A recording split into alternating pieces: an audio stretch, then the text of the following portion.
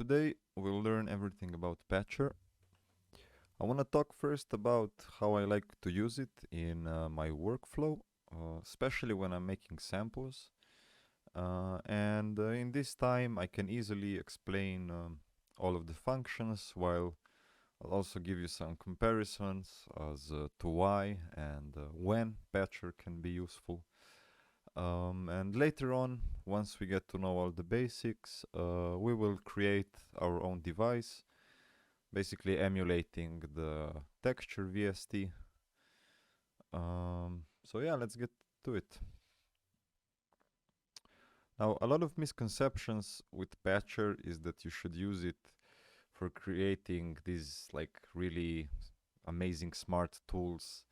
But in reality, I found that the most practical use for it is just for routing things back and forth and really quickly do some parallel processing and also layering in general. So what do I mean with layering? Well, let's first add a sound in here. So if we right click, add a plugin, we can add, in this case, I'll go and add a piano. And obviously this patcher is loaded here in my rack. So you can also load it into your mixer track, but then you obviously cannot put in your generators, right? Only the effects. So now you could imagine that, I could just add another, right? So we could add go piano, and we have two. And if you think about this in this channel rack context, right? The way we would have to do this is by having a, I don't know, let's add a piano.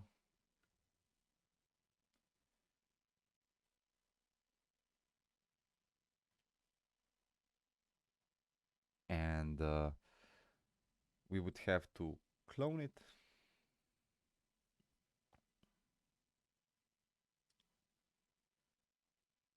Right? And then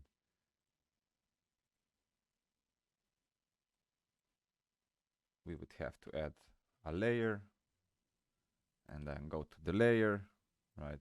I can't even open it now. It's here. And then select these ones, right? Set children.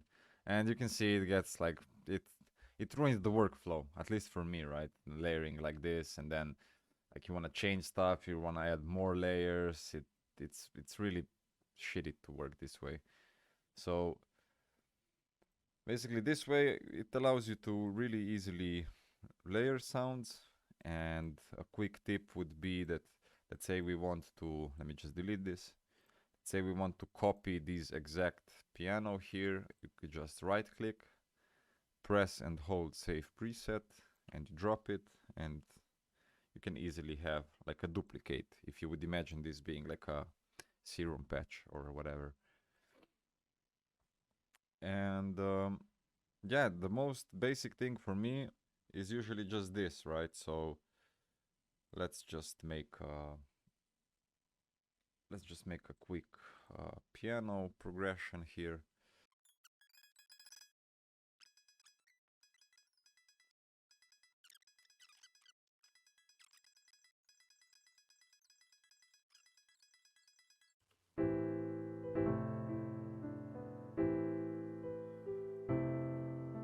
Alright, this is good enough.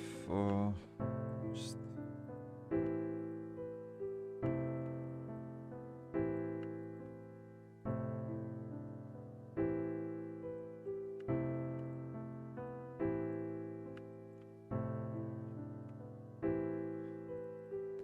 and now here comes the cool thing about it, right? Is that let's add just a reverb, and we connect effects by dragging this yellow line into it, and then we have to drag it to out, right? So if we play it now,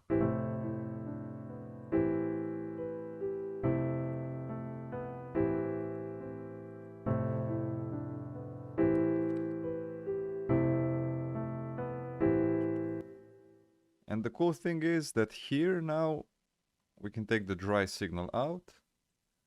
Maybe we can, here you can also control the volume of each line basically. So if we right click, we can turn it off. So now we have just the reverb signal, right?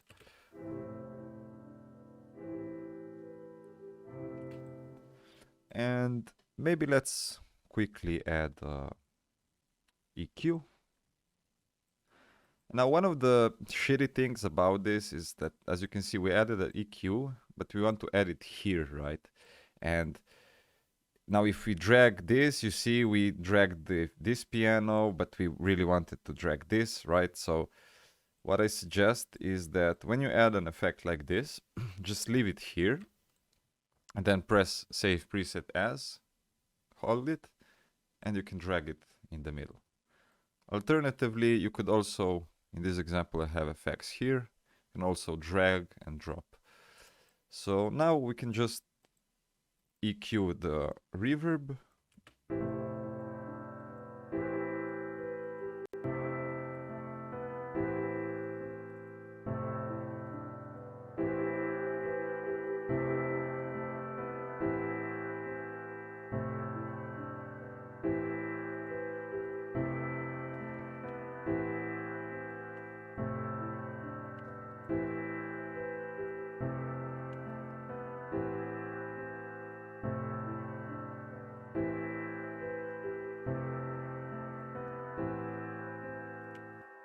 Now we could connect, let's say that we add a delay.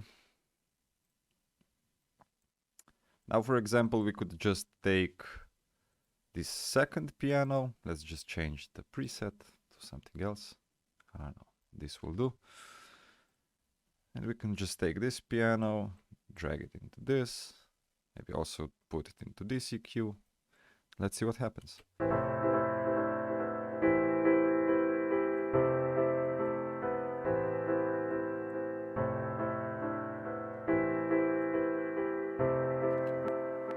Now, for example, let's try, I don't know, maybe let's try to add a third-party VST. So maybe let's do a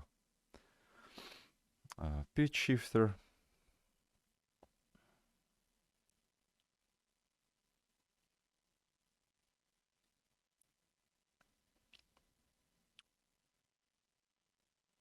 And again, I will save preset and drag it on top. So now maybe we can pitch this up.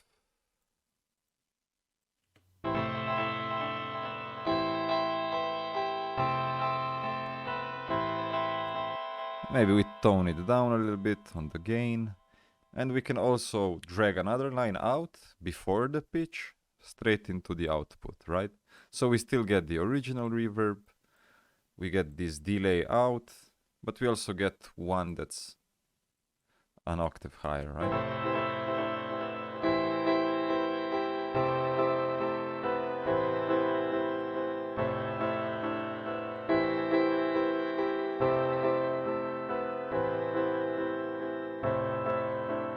And now we could EQ just this.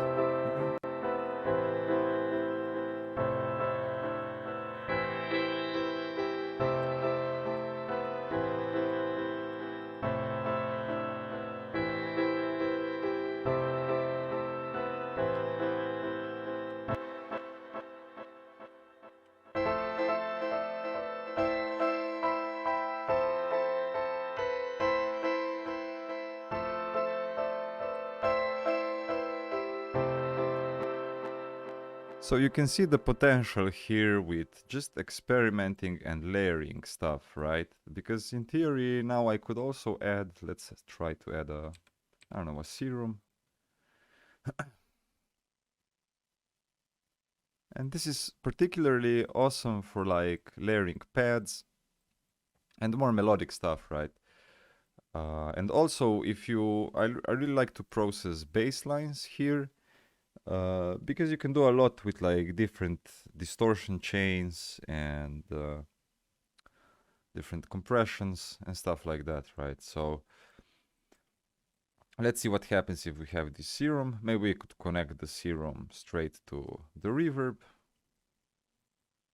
Let's just tone it down a bit, probably.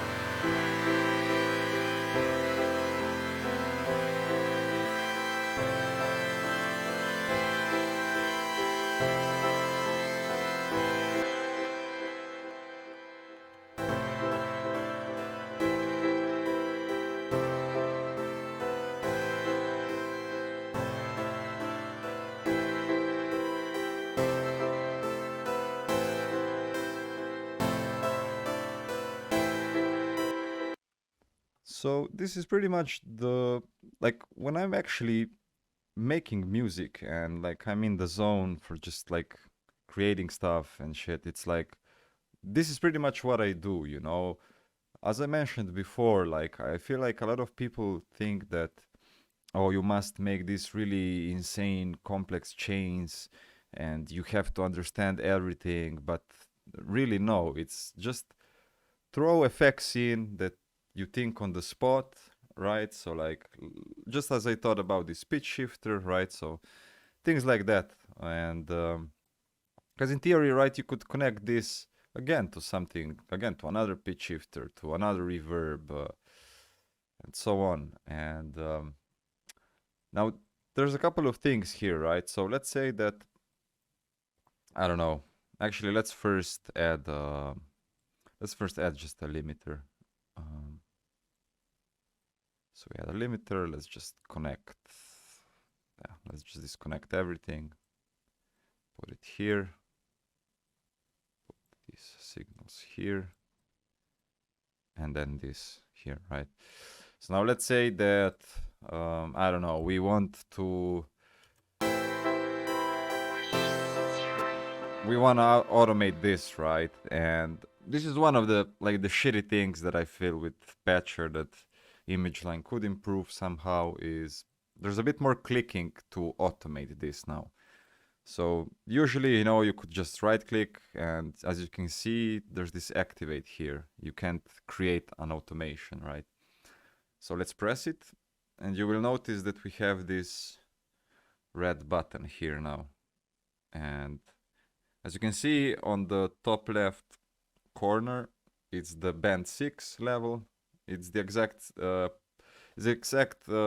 do you say it, like property that we choose, right? So if we go to maybe this one, we can activate and we get another one, right? So let's deactivate this one. And now with this, if you noticed from before, when we started, there's this surface thing here and also on the top, and it's empty. And here you add your own buttons or knobs or whatever, really. So we'll go to knob, let's go default, and you can make it big. Let's go like this. And then you have to go back to the map. And as you can see, we get a red knob here as well. So now if we connect this with this, and we press this little button here, this should correlate with this. Let's check. Oh, I have to make it. Why can't I see it?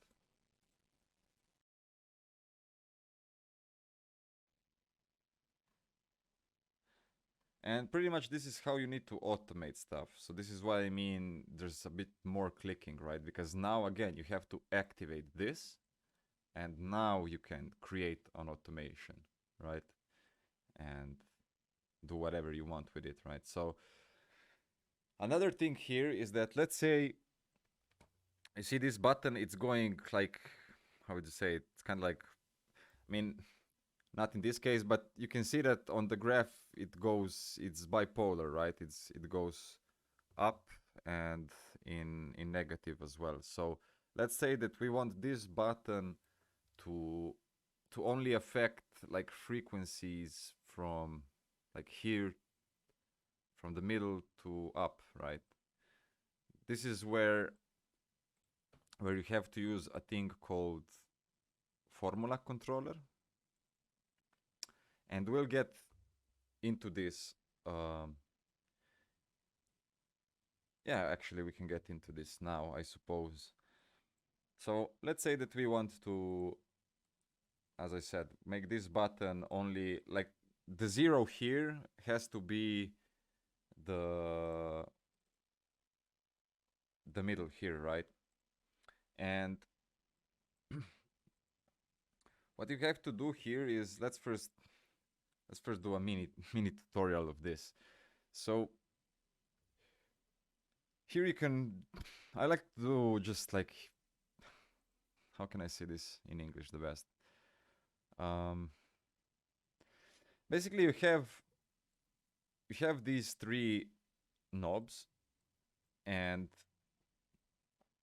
as before we can say, okay, our input here, we want the A parameter, which is this one. We want this to have some property which will say to this knob here that 0 is actually the 50 here, right? And now a lot of beginners get really scared of formula controller, especially by what I'm just speaking about now. But you really don't have to be. So if you take it in the most basic possible terms, so let's say that in this scenario, A will be the thing that we modulate. So let's take this into this, right? Now also let's make an output and activate out. Now let's connect this, right? So now the A knob, if we open it here, as you see, it's affecting it, right? And then obviously it's still affecting this. So now what we have to do is we need to write something here. So we need to set the minimum and the maximum values, right? So in this case, let's use B as the minimum value, right? And this is gonna correlate with the A knob. So we would type min, and since I'll explain it later, let's just add this A. I don't know how to call this in English. And A, B, and as you can see, you know, type the B or C, they activate, right? So B. So now let's say that this, we want 60 or 70% to be our value, right? So now B is 707, A is 0. And now we need to add C as our, basically, the top value, right? So we can just add C, and we can go back here and type maximum value. Do this, right? So now I can hit compile, and if it says okay, it's good to go.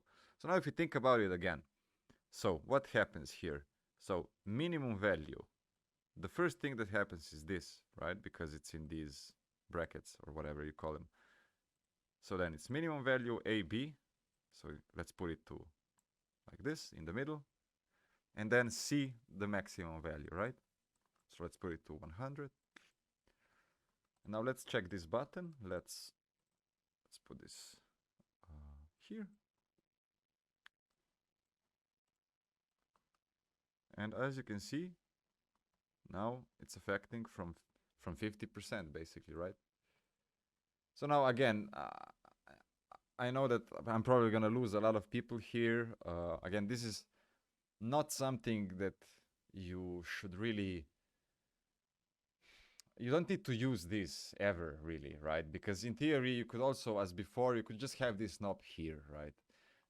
Formula controller is particularly useful for when you're making your own devices, which we'll get into later. But even later, you will see that there's very little logic involved here.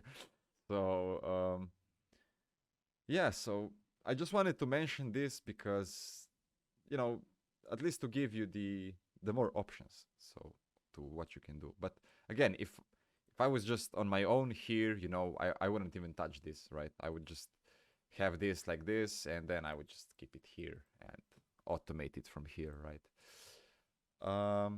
And additionally, one last thing would be, let's say that we want to automate something from a third-party VST, right? Because on everything that's native to FL, you can just right-click, activate, get the button here, connect, and so on, right? And even here, if you add, like, let's add another, maybe let's add a slider like this, and now you get slider here, right?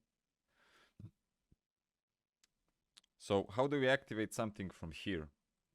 Basically, you have to right-click on this icon and then go to here, and you get the options here, right? So this would be right-click, inputs, parameters, and let's say pitch, and you get the button here. And then you can connect it, and pitch should change, right? So with that being said, this kind of covers the most useful way of using Patcher for me, which involves, yeah, it's, again, to reiterate, it's a cool way to layer multiple sounds at once and to basically do parallel processing like this. Because as you can see, we don't even need to have this on a mixer track, right? We added a couple of effects and we still have everything here, right? So you can process it even further down if you wanted to. And now, yeah, maybe at this stage, I would recommend for you guys to just experiment out, right? And get used to this layout. And once you spend probably like an hour or two just connecting things around, seeing how everything works, you're gonna quickly get the sense of it. And I think that it can really help to improve the workflow of especially the bassy, more genres that we all love. And yeah, with that said, let's go maybe make this device, right? So first let's go and check what even is texture, if you guys are not familiar with it. Okay, so now let's recreate texture VST. If you don't know what it is, it's basically a VST that kind of processes your audio signal and plays some sort of samples depending on the input here, right? So let me open it up and so you can understand it.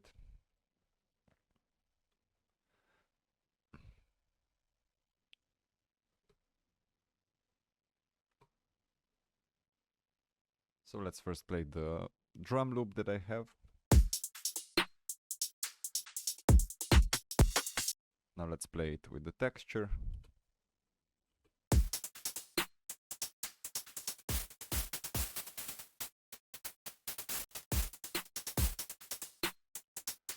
So you see, this is basically the whole premise of the plugin, right? So then you can control the decay, the hold, some EQ, and so on. So now we can recreate this in Patcher, and in theory we can make it even better and just because of one reason, which I'll point it out once we get there. But yeah, so let's open up Patcher.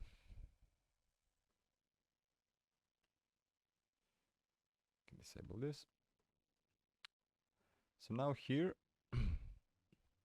as you can see, it's, if you've noticed, the colors here are different. We're missing one parameter here. This is because this is now on the mixer. It's not in the rack here. And basically, if we press play now, the loop is playing, but there's no signal coming out because you have to connect it. Right, so before we do that, what we want to add first is a peak controller. So if we open it up, you see we will use this to recognize the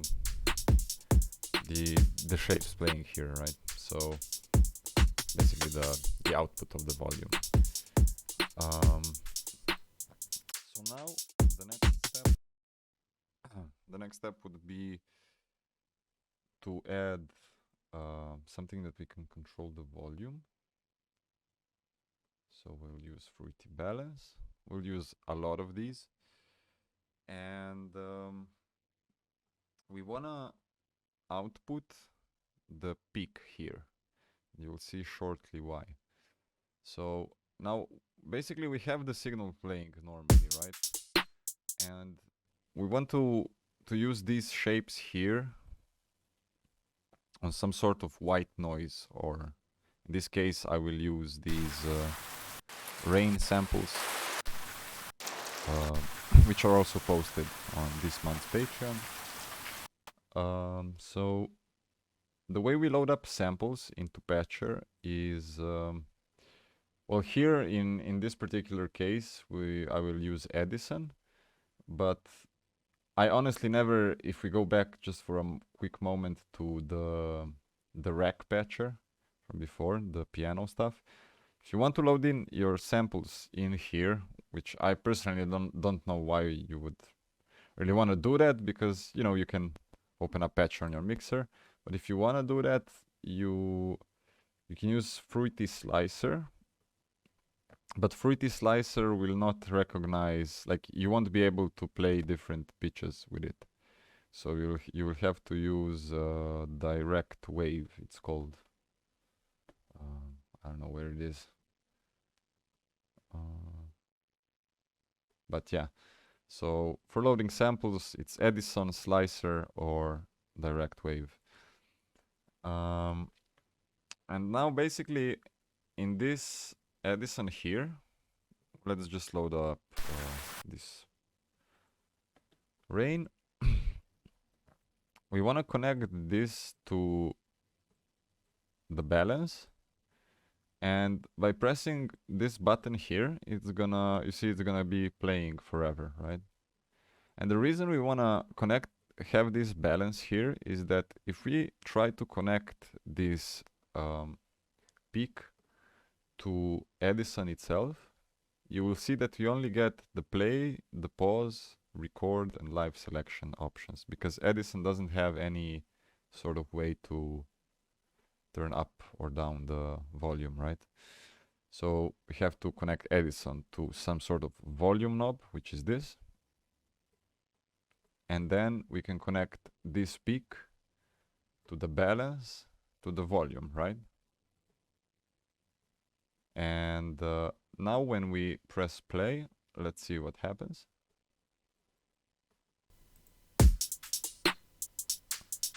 See? But obviously we have to connect this to the output, right?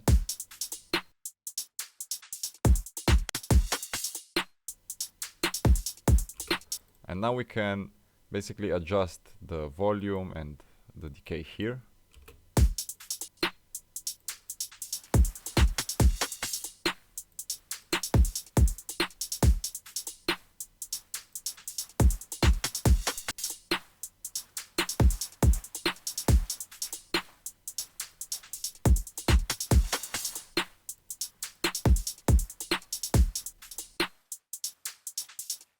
Okay, so this is pretty much the whole concept behind it, right? But as you can see now, we have it playing like indefinitely, right?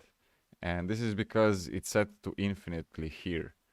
If you turn it off, it's fine. You can use the other one here, which whenever we start playing, it will also start. Now here's also why this other button is actually pretty cool, and why I mentioned before that, you know, kind of arguably this might be a better version of that plugin, is because if you use this one and we play it, you can just loop some part here.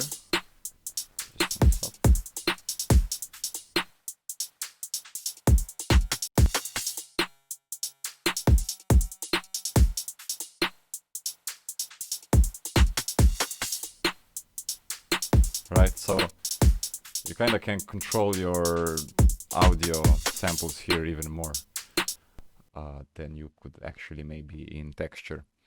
So now what do we do here, the next step? Let's add a couple more of these, right? So let's first copy this balance here, so we have it here. Now we could also actually add before that, do an EQ here.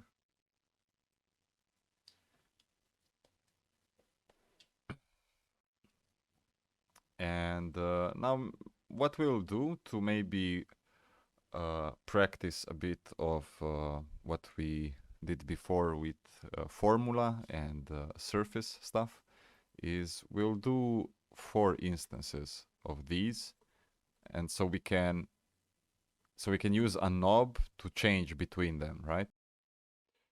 So the way we'll do this is by first making a bunch of copies of Edison and Fruity balances.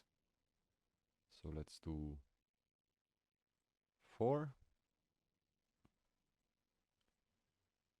And let's load different sounds in here, in each one.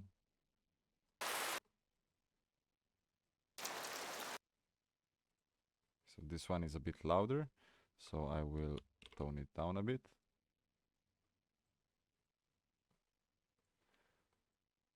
Now let's do again for the Fruity balances.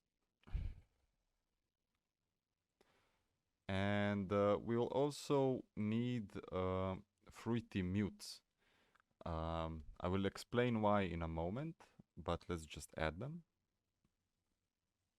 Fruity mute 2. And if you can't see your Fruity balance, Fruity mute, it's because you have to go into more and select them as your options, and then you'll have them here. So let's add Fruity mute.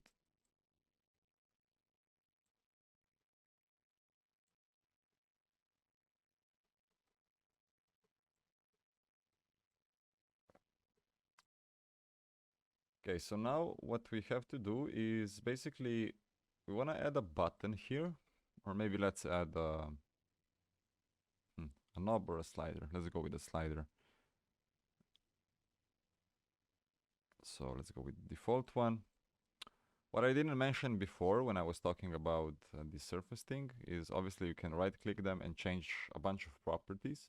So first let's change the orientation to maybe like this. And now what we want to do is, since we have 4 different, we want to make it so we have 4 different options, right? And if we scroll this like this, see it's super like super smooth, right? So if we choose properties and we set the, if you check, the minimum value is obviously 0, and we want to set the maximum value to 4, right? But now if we try to move it, see it goes just from one side to the other.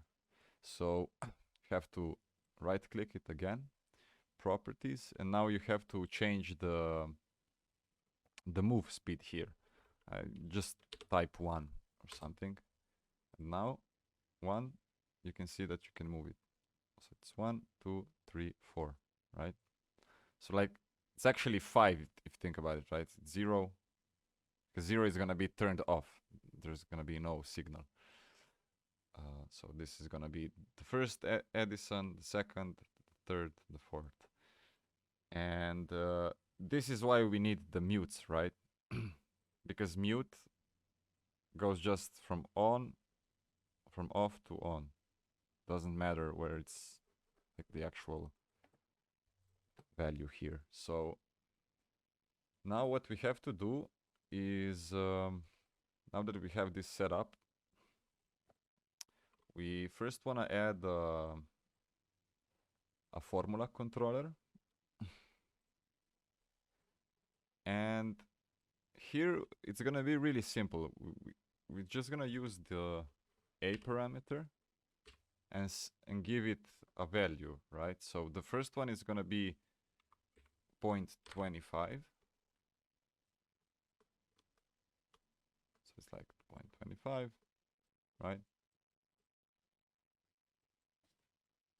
And we can set the input to A, activate the output, and now we connect this controller to the mute, and we can control the connect the slider to the formula controller. And now we want to reconnect this to this, right? And lastly, this goes into our balance.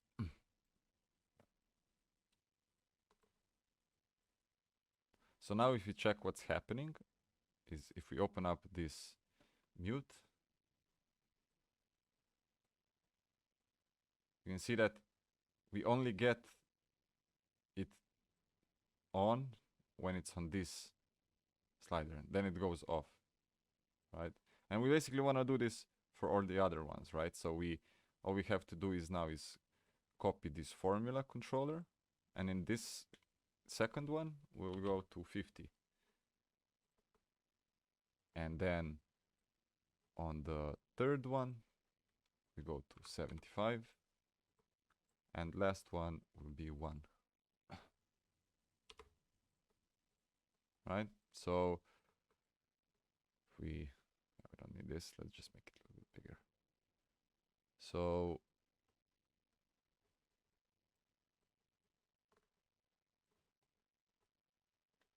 now let's connect. This is going to be the third one here. This is the second one. Oh, this one. Oh, that's correct. So this one, again, controller, activate the input A. This.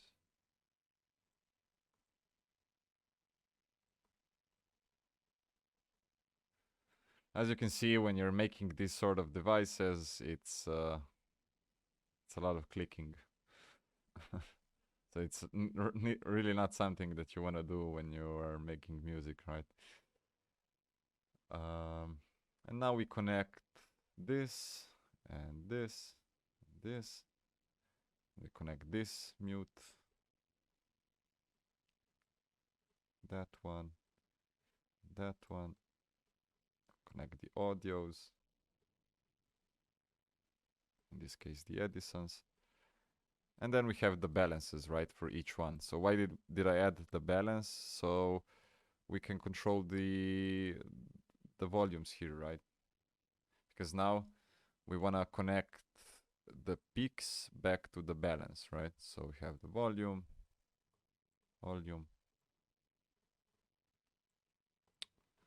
this, and all of these can go back to the EQ. And now if you check and press play, as you can see, we get nothing here. And it's not working. Let me think.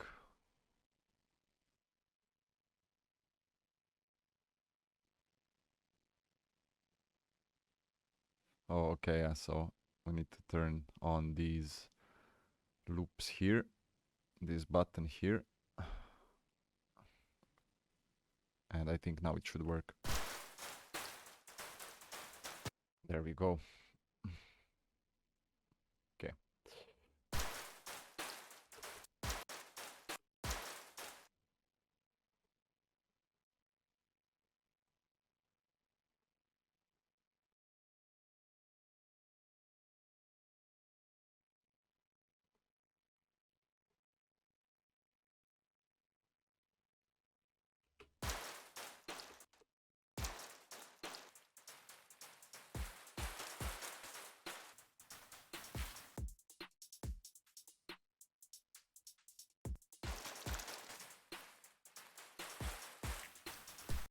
Right, and you could load up whatever you want in here, to be honest. Maybe a white noise and so on, right? And here, could you just do a quick pass like this.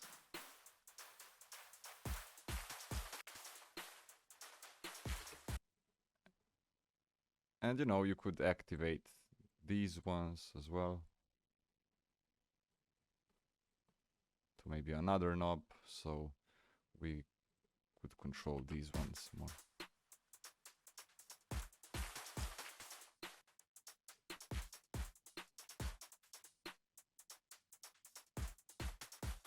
Now, if you want just that signal, you know, you can turn off this balance. And you get a cool new percussion out of existing sample, right? So this is pretty much the whole like idea behind making your own like devices and stuff like that, right? It can be tricky, and honestly, I don't really do it. I just figured we would do this as an introduction. I'm probably sure somebody already thought of this thing online in a better way, probably. But yeah, I will post a version of this which has more options as well, so you can check that out. And yeah, that would be pretty much it.